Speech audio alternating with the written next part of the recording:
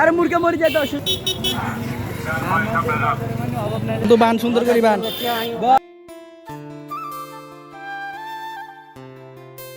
আসসালামু আলাইকুম নেটবাসী, কেমন আছেন সবাই? আশা করি অনেকটাই ভালো আছেন। আজকের ব্লগটি অনেকটা ইন্টারেস্টিং হতে যাচ্ছে, বিকজ আজকে সরাসরি চলে যাব আমাদের এলাকার একটি অবৈধ পথে। বিকজ অবৈধ পথ মানে একটা শর্টকাট উপায়ে আমি বাজারে যাওয়ার ট্রাই করব।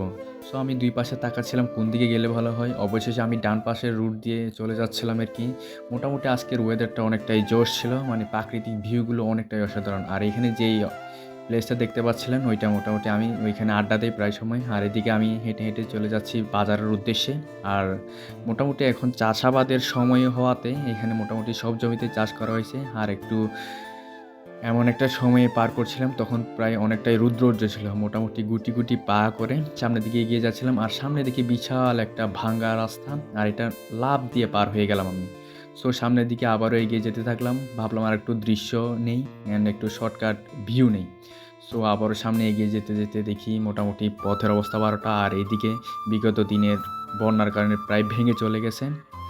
আর আমার পাশ দিয়ে চলে গেছে একটা ছোট্ট খাল, যেটা মোটামুটি সামনে গিয়ে নদীতে অ্যাড হয়েছে। সো আমি সামনের দিকে এগিয়ে যাচ্ছি কারণ আমাকে আরও অনেক দূর যেতে হবে। সো মোটামুটি যাওয়ার পথে আপনাদেরকে খালটাও একটু শেয়ার করলাম, মানে ছোট্ট একটা ইয়া। আর সামনে গিয়ে দেখি পথের অবস্থা আরও 12টা। মোটামুটি গুটি গুটি পা দিয়ে একটু সতর্কতা অবলম্বন করে আবারও সামনের দিকে এগিয়ে যাচ্ছিলাম। আর এখানে মোটামুটি কোয়ালিটিটা দেখতেই পাচ্ছেন, একদম ডাউন ছিল আর কি। ওইখানে অনেকটাই অন্ধকার ছিল। আর সামনে এগিয়ে যাই, তার থেকে মহাবিপদ ধরলাম তখনই। এখানে মোটামুটি বাঁশ দিয়ে ঝুঁকিপূর্ণ একটা সেতু তৈরি করা হয়েছে, যেটা মোটামুটি অস্থায়ীভাবে আমি পার হলাম অনেক কষ্টে।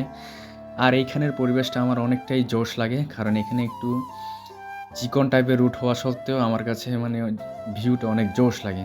তারপরে আমি সামনের দিকে এগিয়ে যাচ্ছিলাম আর আপনাদেরকে দেখানোর ট্রাই করি। একটু সামনে গিয়েই দেখি সামনের দৃশ্যগুলো অনেকটাই মনোমুগ্ধকর লাগছিল আমার। আর আরও সামনে গিয়ে দেখি অনেকটাই সৌন্দর্যপূর্ণ অবস্থা ছিল।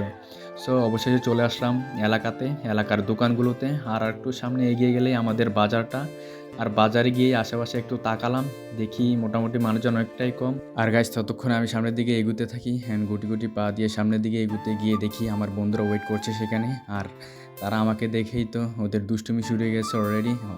কিছু একটা বলা শুরু করেছিল, এই তো চলে আসছে দুই। তো গাইস কোনো একদিন অবশ্যই আমাদের এই বাজারটা নিয়ে সম্পূর্ণ এক্সপ্লেন করার ট্রাই করব। সো আজকে এই পর্যন্তই, সবাই ভালো থাকবেন, সুস্থ থাকবেন, এবং আমাদের এই ভিডিওটি ভালো লাগলে অবশ্যই লাইক কমেন্ট শেয়ার করে পাশে থাকবেন। এবং সবার আগে ভিডিও পেতে অবশ্যই আমাদের পেজটি এবং চ্যানেলটি সাবস্ক্রাইব এবং ফলো করে দেবেন। ধন্যবাদ সবাইকে।